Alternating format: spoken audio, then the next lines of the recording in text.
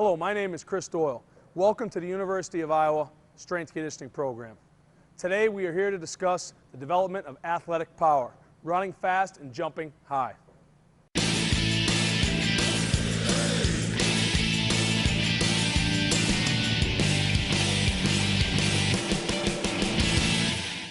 The harder an athlete pushes against the ground, the higher the athlete will jump and the faster the athlete will run.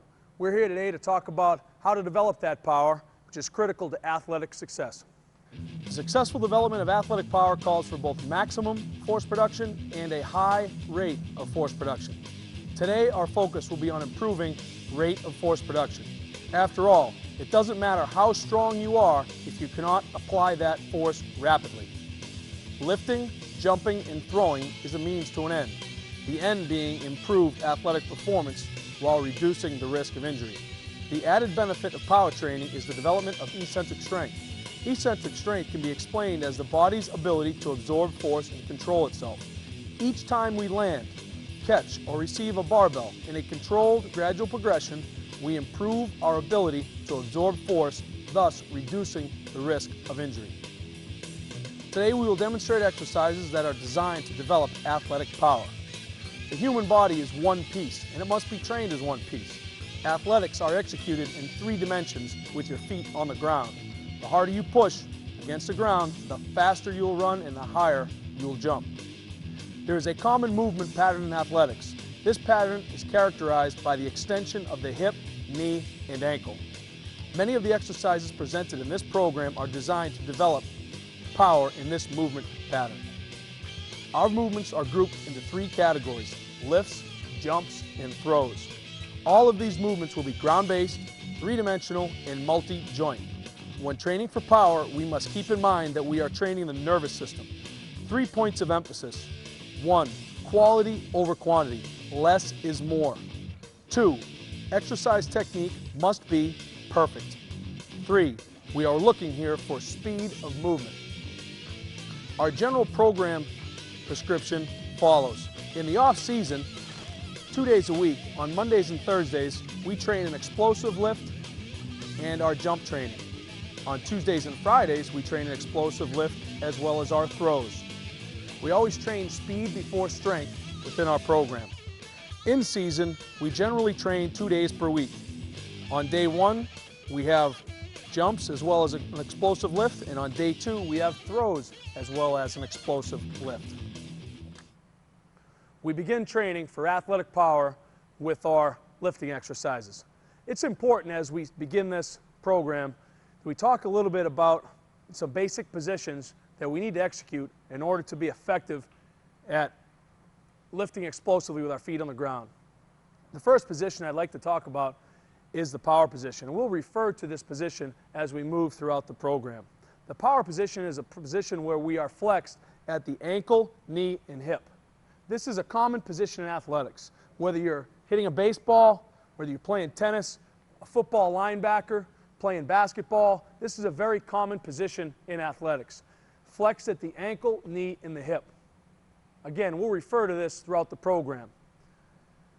Most of our exercises will go through a range of motion that takes us from the power position through what we call the triple extended position. Extended at the ankle, the knee, and the hip. That's what athletic power is all about. It's about pushing against the ground. The more force you can apply against the ground, the higher you jump and the faster you run. Our first lifting exercise is called the high pull. This exercise will take us from the power position through the triple extended position. It's a good starting point as we learn our basic ground-based power exercises with weights. Starting out, we're going to move right up to the bar and get in the starting position. Notice Scott here has got the bar right next to his legs. He's got his hands just slightly wider than shoulder width. He'll stand up and walk forward. He'll initiate by getting into a good strong position, all right, flexing at the abdominals, flexing at the upper back, pulling the shoulder blades together. We call this setting your core. Abs tight, back tight. His feet are in a shoulder width base, no wider than shoulder width. We'll initiate the movement to get into that power position by pushing the hips back. The bar slides down to the top of the knee. Please stand up. Okay? So to review, set the core, abs tight, back tight, pushing the hips back. Notice he has these bent, slight knee bend. He's flexed at the ankle, flexed at the hip. That is our power position. Also in the power position, hips back, chest is on top of the bar, shoulders are in front of the bar. Stand up. It's very important that we master the power position because it will apply to many of the exercises that we do today. Abs tight, back tight, pushing the hips back, bar slides, chest on top of the bar, shoulders in front, flex at the hip, flex at the knee, flex at the ankle. Once we've mastered the power position, we'll move into the explosive portion of the exercise, which is the triple extension movement. We'll initiate, abs tight, back tight. He's pushing his hips back. Bar at the top of the knee. Stand up tall again, please. All right, shoulders will be in front of the bar, chest on top of the bar. So here we go. From here, we'll extend at the hip, knee, and ankle. All right, and explosively pull that bar up to the chin, but we won't really leave the ground here. Here we go. Elbows will break to widen to the side as we finish in that triple extended position. Yep, do it again. Excellent. All right. Notice our athlete starts tall. Feet, hip, shoulder width at the maximum. We initiate with pushing the hips back to the power position. Here, we extend at the hip, knee, and ankle, pulling the bar up to the chin. Elbows are going to break out to the side. We finish in that triple extended position. That's the high pull. Scott's going to step out front and just demonstrate. We'll do 3 reps here before we move on to our next movement.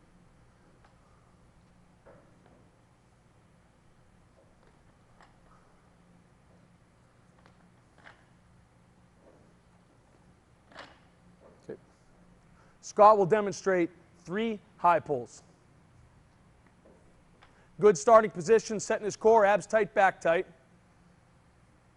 Excellent. Pushing the hips back, good power position. The next exercise is the dumbbell snatch. We'll initiate by getting in a starting position, feet hip width apart. We'll initiate the movement by pushing the hips back and let the dumbbell drop between the knees. From here, we will go through a triple extended, explosive jump and shrug. We'll keep that dumbbell close to our body. Remember, extending at the hip, knee, and ankle. This is a good opportunity for us to talk a little bit about the overhead support position. The overhead support position is one where we are slightly flexed at the hip, knee, and ankle, and the dumbbell is directly up over the hips, over the center of gravity. Let's do a couple more here, Scott. Power position through the triple extended position. The added benefit of a dumbbell snatch is that we also gain some unilateral upper body stabilization strength in the shoulder girdle. We also do snatches with a barbell. One thing when training the athlete, we don't use a maximum grip collar to collar. We use a modified grip. What this does is it ensures maximum hip extension as we do a snatch. It also avoids extreme external rotation of the shoulder joint, okay, thus reducing the risk of being injured doing a snatch. So we start in the top positions, flexing at the abs and the low back, the abs and the upper back, hip width base. We're going to go to a full range power position, jump and shrug, and land in the overhead support position. Excellent. Again, we're going to emphasize the power position, the triple extended position, and then the overhead support position.